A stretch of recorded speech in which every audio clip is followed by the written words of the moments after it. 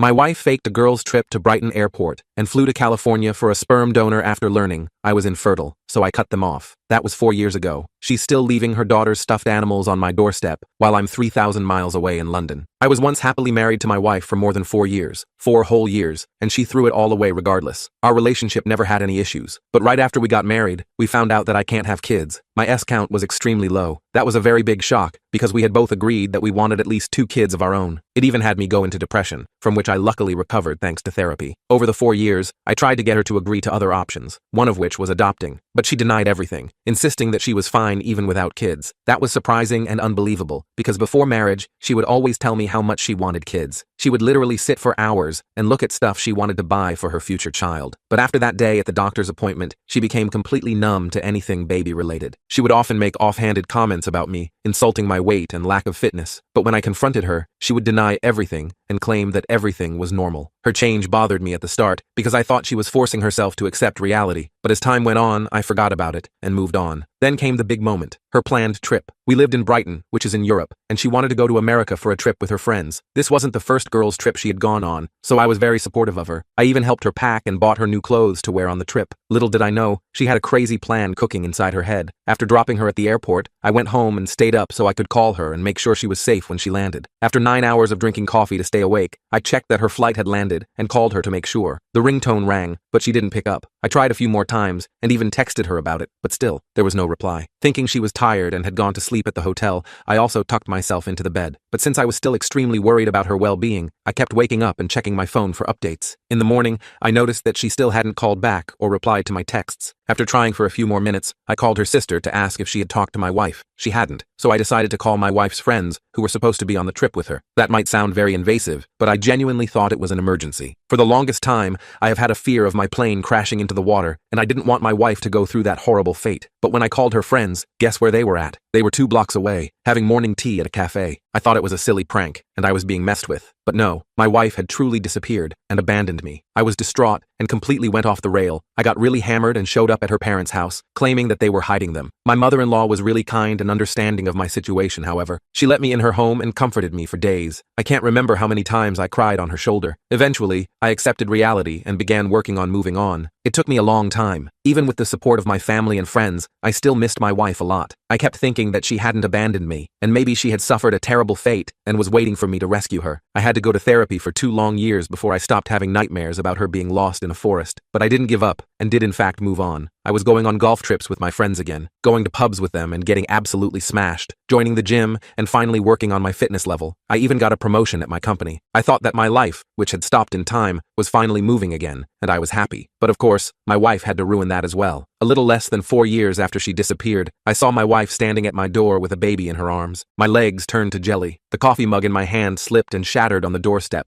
hot liquid splashing across my shoes. Elena stood there, holding a toddler on her hip, looking at me with those same green eyes that once promised forever. The child, maybe 3 years old, had dark curls and clutched a stuffed elephant. "Hello, Matthew," Elena said, shifting the child's weight. Her voice sounded exactly the same, like the past 4 years hadn't happened. I gripped the door frame to keep from falling. My mouth opened and closed, but no words came out. The child stared at me with curious brown eyes, sucking on her thumb. "Can we come in?" Elena asked, glancing over her shoulder at the street. It's been a long journey. My hands shook as I stepped aside. She walked past me, that familiar vanilla perfume hitting me like a physical blow. I watched her settle onto my couch, the same couch where we used to watch movies together, where she'd told me she was fine without children. The child squirmed in her lap. "Mama, hungry," she said around her thumb. "In a minute, Rain," Elena said, smoothing the girl's hair. She looked up at me. "I know you must have questions." Questions? I had 1,000 questions fighting to escape, but all I managed was a strangled laugh. I sank into the armchair across from her, my legs refusing to hold me any longer. "Where?" The word came out as a croak. "California," she said, adjusting Rain on her lap. "I've been living in San Diego, California. While I'd been having nightmares about her lost in forests, while I'd been sobbing on her mother's shoulder, while I'd been in therapy trying to accept her death, she'd been in California." "Your mother," I said, the words thick in my throat. "She didn't know where you were. She held me while I cried." Elena's face tightened. I couldn't tell her. I couldn't tell anyone. Why? The question exploded out of me. Rain flinched at my raised voice, pressing closer to her mother. Elena stood up, carrying Rain to the window. She pointed at something outside, distracting the child. "I went to America for a reason, Matthew, not for a girls' trip." My stomach churned. Those friends at the cafe, 2 blocks away, sipping tea while I'd been calling hospitals and morgues. I went to a fertility clinic, she continued, her back still to me. I used a sperm donor. The room tilted. I gripped the armchair's arms, my knuckles white. You what? She turned around, Rain playing with her necklace. I wanted a baby, Matthew. I've always wanted a baby. You knew that. So you lied? You disappeared? You let me think you were dead? My voice cracked on the last word. I didn't mean for it to go that far, she said, sitting back down. I thought I'd be gone for a few weeks, get pregnant, come back and we'd work it out. Work it out? I stood up, pacing to the kitchen and back. You planned to get pregnant by another man and thought we'd work it out? Not another man, she said quietly. A donor. It's different. It's not different. I slammed my hand on the wall. Rain started crying. Elena bounced her, making shushing sounds. Please, Matthew, you're scaring her. I forced myself to take deep breaths, the way my therapist had taught me. In through the nose, out through the mouth. Count to 10. Why didn't you just divorce me? I asked when I could speak calmly. Why the elaborate lie? She wouldn't meet my eyes. I was a coward. I loved you, but I couldn't live without children, and I couldn't face telling you that. So instead you traumatized me? I laughed bitterly. Do you have any idea what you put me through? I showed up hammered at your parents' house. I accused them of hiding you. Your mother had to practically carry me inside. I'm sorry, she whispered. Sorry? I walked to the kitchen, needing distance. Through the doorway, I watched her comfort Rain. I had nightmares for 2 years, Elena. 2 years of therapy. I thought you were kidnapped, murdered, lost somewhere needing help. I didn't know it would be that bad, she said. You didn't know? I came back into the living room. You didn't know that disappearing without a word would be that bad? Rain had calmed down, playing with her elephant. Elena set her on the floor with some toys from her bag. When I got to California, I was already pregnant, she said. The procedure worked on the first try. I meant to come back then, but I was scared. Scared of your reaction. Scared of explaining. So I stayed. For 4 years, I said flatly. I got a job, found an apartment. Time just passed. And then Rain was born, and everything became about her. She watched her daughter stack blocks. But it's been hard, Matthew, being a single mom. I thought I could do it alone, but I can't. The implication hit me like a punch. You're here because you need help. She looked up at me, tears in her eyes. I'm here because Rain deserves to know her father. I'm not her father, I said coldly. You're my husband, she said. That makes me nothing, I interrupted. You made sure of that when you chose a donor over me. Rain toddled over to me, holding up her elephant. Look, she said proudly. I stared down at this innocent child who had no idea her entire existence was built on her mother's deception. She smiled up at me, gap-toothed and trusting. Rain, come here, baby, Elena called, but the girl ignored her, pressing the elephant against my leg. Play? She asked. I carefully stepped around her and walked to my bedroom. In the closet, behind old tax returns, I found the manila envelope I'd hidden there 2 years ago, the divorce papers I'd had drawn up but never filed, holding on to some stupid hope. I came back out to find Elena helping Rain with her blocks. She looked up as I approached. I had these prepared 2 years ago, I said, dropping the envelope on the coffee table. Sign them. Her face went white. Matthew, please, can't we talk about this? We're talking now, I said. You abandoned me. In the eyes of the law, that means you get nothing. No alimony, no claim to the house, nothing. I don't care about money, she said. I care about us, about our family. We don't have a family, I said. You destroyed that possibility when you decided I wasn't enough. Rain started fussing, picking up on the tension. Elena gathered her into her arms. Your mother still calls me, I said. Every Sunday, she bakes me casseroles. Did you know that? Your mother chose me over you. Elena's face crumpled. That's cruel. Cruel? I felt the rage building again. You want to talk about cruel? Cruel is making me think my wife died. Cruel is letting me spiral into alcoholism. Cruel is showing up 4 years later because single motherhood is harder than you thought. I made a mistake, she said, tears streaming down her face. I know that. But can't you forgive me? For Rain's sake? Rain has nothing to do with me, I said. She's your choice, your consequence. Don't put that on me. Elena stood up, holding Rain tightly. So that's it? 4 years of marriage and you can't even try? I thought about those 4 years. The depression after my diagnosis, her subtle cruelty, the comments about my weight, my inadequacy, the way she dismissed every alternative I'd suggested, the 9 hours I'd stayed awake, terrified for her safety. You had 4 years to try, I said. You chose California instead. She walked to the door, Rain whimpering in her arms. I'm staying at the Marriott downtown, room 412. If you change your mind, I won't, I said. She paused at the door. I really did love you, Matthew. No, I said quietly. You loved the idea of me, the me who could give you babies. When that turned out to be broken, you threw me away like defective merchandise. She left without another word. I stood at the window, watching her buckle Rain into a car seat in a rental car. The little girl waved at the house as they drove away, not understanding she was waving at a stranger. I picked up the divorce papers and set them on the kitchen counter. Tomorrow I'd call my lawyer, make sure everything was still valid. Tonight, I'd call Sarah, let her know her daughter was back. She deserved to know, even if Elena didn't deserve her. My phone buzzed, a text from my gym buddy asking if I was still on for tomorrow morning. I typed back a yes. Life would go on, just as it had for the past 2 years. Elena's return changed nothing, except now I knew the truth. She hadn't been kidnapped or murdered or lost. She'd been in California, living her dream while I'd been drowning in nightmares. She'd chosen a stranger's sperm over our marriage, a solo journey over our partnership. I made myself a fresh cup of coffee, stepping over the shattered remains of the first one. Tomorrow I'd clean it up. Tomorrow I'd file the papers. Tomorrow I'd continue the life I'd built from the ashes of her abandonment. But tonight, I sat in my empty house and finally let myself feel the anger I'd suppressed for 4 years. Not grief for a dead wife, but rage for a living coward who'd taken the easy way out and expected forgiveness when the bill came due. The rage kept me awake most of the night. I paced my living room, replaying every moment of Elena's visit, each word making my blood boil hotter. Around 3 a.m., I grabbed my phone and started typing a message to Sarah, then deleted it, started again, deleted. She deserved to hear this in person. At 6 a.m.,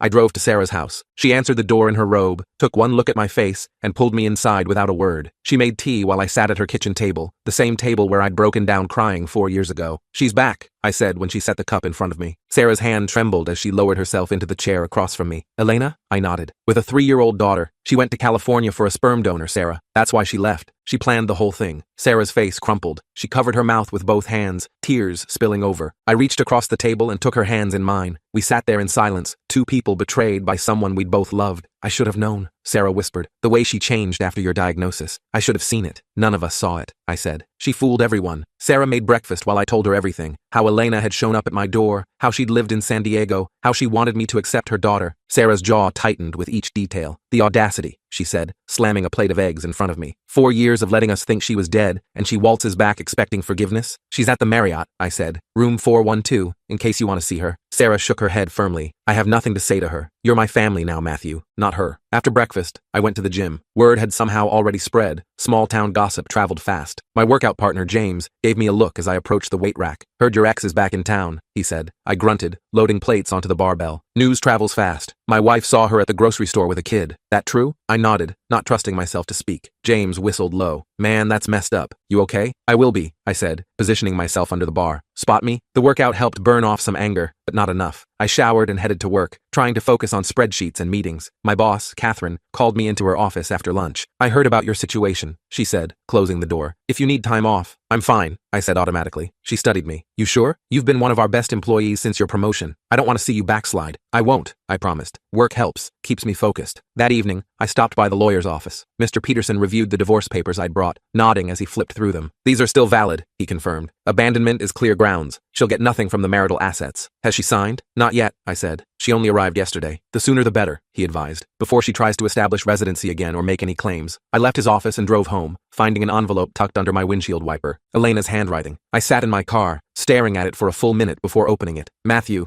I know you're angry. You have every right to be. But please, for Rain's sake, can we talk? She keeps asking about the nice man with the broken cup. She doesn't understand why we had to leave. I'm not asking you to forgive me. I'm asking you to consider an innocent child. E. I crumpled the letter and tossed it in the back seat, using her daughter to manipulate me now. Classic Elena. The next few days blurred together. Elena left 2 more notes on my car. I threw them away unread. She showed up at my office, but security turned her away per my instructions. She tried the gym, but James and the other guys formed a wall, telling her to leave me alone. Then she escalated. I came home from work to find Rain's stuffed elephant on my doorstep with another note. This one I read, fury building with each word. "Rain left this for you. She thinks you're sad and wants to make you feel better. She's such a caring child, Matthew. She could be yours too if you'd let her. We could be a family, the family we always wanted." I picked up the elephant and drove straight to the Marriott. I knocked on room 412, the toy clutched in my fist. Elena opened the door, hope flickering in her eyes. "You got my note," she said. I held up the elephant. "Don't ever use your daughter to manipulate me again." "I wasn't." "Yes, you were." I pushed past her into the room. Rain sat on the bed, coloring. She looked up and smiled. "You found Ellie!" she exclaimed, reaching for the elephant. I knelt down and handed it to her gently. "You dropped this at my house." "Mama said you were sad," Rain said, hugging the elephant. "Ellie makes me feel better when I'm sad." My heart clenched. This innocent child, caught in her mother's web of lies. I stood up and faced Elena. "She's beautiful," I said quietly, "and she deserves better than being used as a pawn." Elena's face flushed. "I'm not using her. I'm trying to show you what we could have." "What we could have?" I laughed bitterly. "We could have had this if you'd been honest. If you'd talked to me about options. If you'd given us a chance to figure it out together. You wouldn't consider a donor," she said. "You wanted adoption or nothing." "I wanted us to make a decision together," I corrected, "like married people do. Instead, you made a unilateral choice and destroyed everything." Rain looked between us, sensing the tension. "Mama, why is the nice man upset?" "He's not upset, baby," Elena lied smoothly. "Why don't you watch cartoons?" She turned on the TV, and Rain immediately became absorbed. Elena motioned me toward the bathroom for privacy. "I've been thinking," she said once the door closed. "Maybe we could start over. Date again. Take it slow. Let Rain get to know you." "Are you insane?" I kept my voice low but firm. "You abandoned me. You let me think you were dead. You can't just erase that." "I'm not trying to erase it," she said. "I'm trying to make amends." "By ambushing me?" By leaving manipulative notes? By using your daughter as bait? I shook my head. This isn't making amends, Elena. This is more manipulation. Then what do you want from me? She asked, tears starting to fall. I want you to sign the divorce papers, I said. I want you to leave me alone. I want you to stop pretending we can play happy family. But Rain has nothing to do with me, I repeated. She's your daughter, your choice, your responsibility. I left the bathroom and headed for the door. Rain looked up from her cartoons. Bye-bye, she said, waving. I waved back, my chest tight. None of this was her fault. The next morning, Sarah called me in tears. Elena had shown up at her house at midnight, Rain asleep in her arms, begging to stay. Sarah had turned her away. She said I was choosing you over my own daughter, Sarah sobbed. But she chose a stranger's sperm over her husband. How is that different? I drove over to comfort her. We sat on her porch, watching the sunrise. I keep thinking about those 2 years, Sarah said. You having nightmares, going to therapy, rebuilding your life. And she was just living in California like nothing happened. She said time just passed, I said. Like abandoning your husband is something that just happens. Sarah's phone rang. Elena's number. She declined the call. I can't, she said. Not yet. Maybe not ever. That afternoon, I got a call from my lawyer. Elena had hired her own attorney and was contesting the divorce terms. She wanted alimony, claiming she'd given up career opportunities to have Rain. My lawyer assured me she had no case, but it would drag things out. I hung up and punched the wall, leaving a dent in the drywall. 4 years of healing, undone in a week. James found me at the gym that evening, pounding the heavy bag until my knuckles bled through the wraps. Easy, mate, he said, grabbing my arms. The bag's not going anywhere. I slumped against the wall, chest heaving. She's contesting the divorce, wants money now. Of course she does, James said. Look, me and the boys were talking. If you need anything, money for lawyers, someone to talk to, whatever, we're here. The support helped, but the rage still simmered. I threw myself into work, staying late every night. Catherine noticed, but said nothing, just left coffee on my desk when she left for the day. A week passed. Elena kept trying different tactics. She sent flowers to my office. I threw them in the trash. She had Rain draw pictures for me. I returned them unopened. She even contacted my therapist, trying to schedule a joint session. Dr. Morgan called me immediately. I told her absolutely not, he assured me. But I'm concerned about you. This is a significant trigger. Would you like to schedule some sessions? I agreed, knowing I needed help processing the anger before it consumed me. During our first session, Doctor, Morgan asked me to describe my feelings. Rage, I said immediately. Betrayal, but also vindication? For 4 years, I blamed myself. Maybe I'd done something wrong. Maybe I'd missed signs she was unhappy. But now I know it was all her. That's a normal response, he said. The revelation changes your entire narrative of what happened. She had this planned, I continued. The fake friends trip, the fertility clinic, everything. While I was buying her clothes for the trip, she was planning to abandon me. How does that make you feel about the grieving you did? I thought about it. Angry. I grieved for someone who wasn't dead. I had nightmares about her being in danger while she was building a new life. It feels like she stole those 2 years from me. She stole your agency, Dr. Morgan corrected. Your ability to make informed decisions about your life. That's a profound violation of trust. The sessions helped, but the anger remained, especially when Elena escalated again. She started showing up places she knew I'd be. The coffee shop I went to every morning, the park where I jogged, always with Rain, always watching me with those pleading eyes. One morning, she cornered me at the coffee shop. Please, just 5 minutes, she begged, while Rain played with sugar packets at the table. We have nothing to discuss except the divorce, I said, trying to move past her. I'll sign, she said quickly. I'll sign the papers, drop the alimony claim, everything. Just give me 5 minutes. I glanced at Rain, then at the growing line behind me. Fine, 5 minutes. We sat at a corner table. Rain offered me a sugar packet, which I politely declined. I know I hurt you, Elena began. I know what I did was unforgivable, but I need you to understand why. I know why, I said. You wanted a baby, and I couldn't give you one. It was more than that, she said. When we got the diagnosis, I felt like my whole future disappeared. Everything I dreamed about, planned for, gone, and you seemed so okay with it. I wasn't okay, I said sharply. I went into depression. I needed therapy, but I was trying to find solutions for us. Adoption isn't the same, she said. I wanted to feel a baby grow inside me. I wanted that connection. So you connected with a stranger's sperm instead of your husband's heart, I said. She flinched. When you put it like that, how else should I put it? I leaned forward. You made a unilateral decision about our marriage. You didn't give me a vote. You just decided I wasn't enough. You are enough, she said, reaching for my hand. I pulled away. That's why I came back. Rain needs a father, and you're the best man I know. Rain has a father, I said. Donor number whatever. That's who you chose. A donor isn't a father, she argued. You could be. Stop. I held up my hand. Stop trying to cast me in a role you denied me. You didn't want me to be a father to your child. You made that crystal clear when you flew to California. Rain knocked over her juice box, and Elena quickly cleaned it up. The mundane moment of parenting hit me hard. This could have been our life, if she'd chosen differently. My 5 minutes are up, I said, standing. Matthew, wait. Elena grabbed my arm. I'll sign the papers. Today. But please, don't shut Rain out. She's innocent in this. I looked down at the little girl, who was now stacking creamer containers into a tower. She is innocent, which is why she deserves better than a mother who uses her as a manipulation tool. I left them there and went to work, my coffee forgotten. That afternoon, true to her word, Elena signed the divorce papers. My lawyer called to confirm, surprised by the sudden capitulation. She signed everything, he said. No alimony, no claims to property, nothing. She even included a note. I don't want to read it, I said. It just says, I'm sorry, he informed me. That's all. The relief I expected didn't come. Instead, I felt empty. 4 years of marriage, reduced to paperwork and apologies. Sarah invited me for dinner that night. She'd made my favorite pot roast, the same meal she'd cooked when I was recovering from Elena's disappearance. She called me, Sarah said as we ate. Wanted to bring Rain to meet me. What did you say? I told her I needed time, Sarah said. Maybe someday I'll want to meet my granddaughter, but not now, not while the wound is fresh. I'm sorry, I said. You shouldn't have to choose. I'm not choosing, Sarah said firmly. Elena chose when she disappeared. She broke our family. Now she has to live with the consequences. After dinner, I helped wash dishes, comfortable in the routine we'd developed over the years. Sarah had become the mother I'd never had, filling a void I hadn't known existed. You know what the worst part is? I said, drying a plate. She's right about one thing. Rain does deserve a father, and in another life, I would have loved being that for her. Sarah hugged me then, tight and fierce. You would have been a wonderful father. Don't let Elena's choices make you doubt that. The divorce would be final in 30 days. Elena had stopped the ambushes, though I still saw her around town occasionally. Each time, Rain would wave, and I'd wave back, my heart breaking a little more. My therapy sessions focused on moving forward, not backward. Dr. Morgan helped me see that my anger, while justified, was keeping me tethered to Elena. She's living rent-free in your head, he observed. Every moment you spend angry is a moment you're not living your life. He was right, but letting go was harder than I'd expected. The betrayal had reopened wounds I thought had healed. 3 weeks after Elena signed the papers, I ran into them at the grocery store. Rain was having a meltdown in the cereal aisle, and Elena looked exhausted. For a moment, I considered walking away. Then Rain saw me. Nice man, she called out, tears stopping instantly. She toddled over and hugged my leg. Elena looked mortified. Rain, no, come back to Mama. But Rain clung tighter. Up, she demanded, raising her arms to me. I looked at Elena, who nodded resignedly. I picked Rain up, and she immediately calmed, playing with my collar. She's been asking about you, Elena said quietly. I don't know what to tell her. Tell her the truth, I said, bouncing Rain gently, in age-appropriate terms. What truth? Elena asked. That Mama made bad choices? That she hurt someone who loved her? That sometimes adults make mistakes, I said, and sometimes those mistakes can't be fixed. Rain patted my cheek. Sad? She asked. A little, I admitted. She leaned her head on my shoulder, offering comfort the way only children can. We stood there in the cereal aisle, a broken family that never was. We're leaving next week, Elena said suddenly. Back to California. My job held my position, and Rain's daycare has an opening. I felt relief and sadness in equal measure. That's probably for the best. I really am sorry, Matthew, she said. I know it doesn't mean anything now, but I need you to know. I made selfish, cowardly choices, and you deserved better. I handed Rain back to her. We both deserved better, but especially her. I nodded at Rain. Don't make the same mistakes with her. I left them in the cereal aisle and finished my shopping, my hands shaking slightly. That would probably be the last time I saw them. The final week passed quickly. Sarah and I had dinner together most nights, neither of us mentioning Elena's impending departure. My friends rallied around me, keeping me busy with activities and plans. The night before the divorce was final, I sat in my living room, looking at our wedding album. Elena had been beautiful that day, radiant with joy and promise. I'd believed we'd grow old together, maybe adopt children, build a life. I closed the album and put it in a box with other remnants of our marriage. Tomorrow, I'd be officially divorced. Tomorrow, Elena would be on a plane back to California. Tomorrow, I'd start the next chapter of my life. But tonight, I allowed myself to grieve. Not for the Elena who'd abandoned me, but for the Elena I'd thought I married. For the children we'd never raised together. For the future that died in a doctor's office 5 years ago. My phone buzzed. A text from James about weekend plans. Another from Catherine about a new project at work. Life moving forward, pulling me with it. I stood up and carried the box to the garage. The past belonged in storage, not in my living room. I had work in the morning, a gym session at lunch, dinner with Sarah in the evening. A life to live. The anger that had consumed me for weeks had finally started to fade, replaced by something like acceptance. Elena had made her choices. I'd made mine. Now, we'd both live with the consequences. As I got ready for bed, I thought about Rain. In a few years, she'd start asking about her father. Elena would have to decide what to tell her. The truth? A convenient lie? I hoped for Rain's sake, she'd learned something about honesty. But that wasn't my problem anymore. My problem was deciding whether to repaint the living room, whether to take that promotion Catherine had hinted at, whether to try dating again someday. Small problems. Normal problems. The problems of a man moving forward instead of looking back. The divorce papers would be processed in the morning. By then, Elena and Rain would be somewhere over Kansas, flying toward their life in California. and I'd be here, in Brighton, living mine. It wasn't the life I'd planned, but maybe that was okay. The life I'd planned had included someone willing to abandon me, rather than face hard conversations. This life, the one I'd built from ruins, was entirely mine. Tomorrow would be the first day of the rest of my life. Tonight, I'd sleep peacefully for the first time in weeks, knowing the worst was behind me. The anger was finally gone,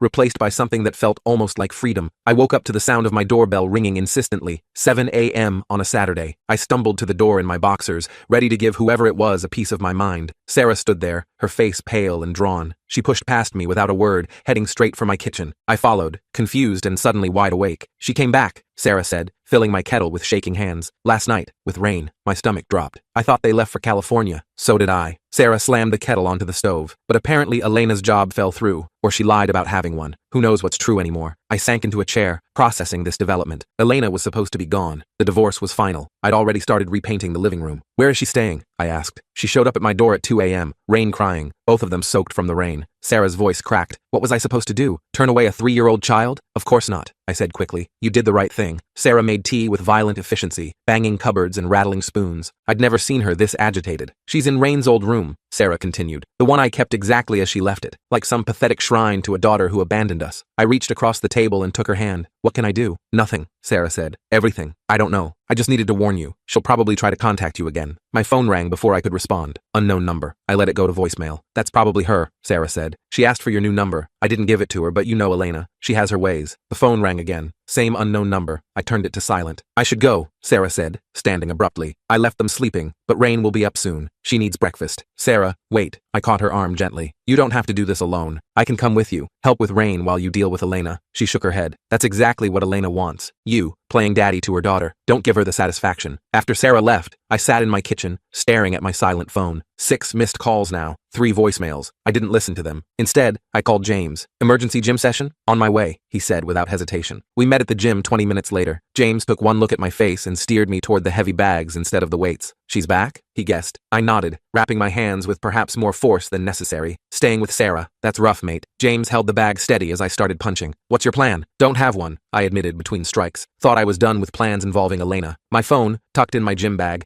lit up with another call. James glanced at it. She's persistent, he observed. She's desperate, I corrected. There's a difference. After an hour of punishing the bag, I felt marginally more human. James suggested breakfast at our usual diner. I agreed, needing the normalcy. We were halfway through our eggs when Elena walked in, Rain on her hip. Unbelievable, James muttered. Elena's eyes locked onto mine across the crowded diner. Rain spotted me too, her face lighting up. Nice man, she called out, waving enthusiastically. Every head in the diner turned. I kept my eyes on my plate, but I could feel Elena approaching. Matthew, she said, stopping at our table. I've been trying to call you. I know, I said, still not looking up. We need to talk, she continued. About Rain, about us, about… No, James interrupted, standing up. You need to leave, now. Elena's face flushed. This doesn't concern you. It does when you're harassing my friend, James said calmly. He's made his position clear. Respect it. Rain started fussing, picking up on the tension. She reached for me, little hands grasping. Play? She asked hopefully. My chest tightened. This innocent child, caught in her mother's destructive patterns. I finally looked up, meeting Elena's desperate gaze. Your mother is expecting you, I said quietly. Don't keep her waiting. Elena's face crumpled. She turned and fled the diner,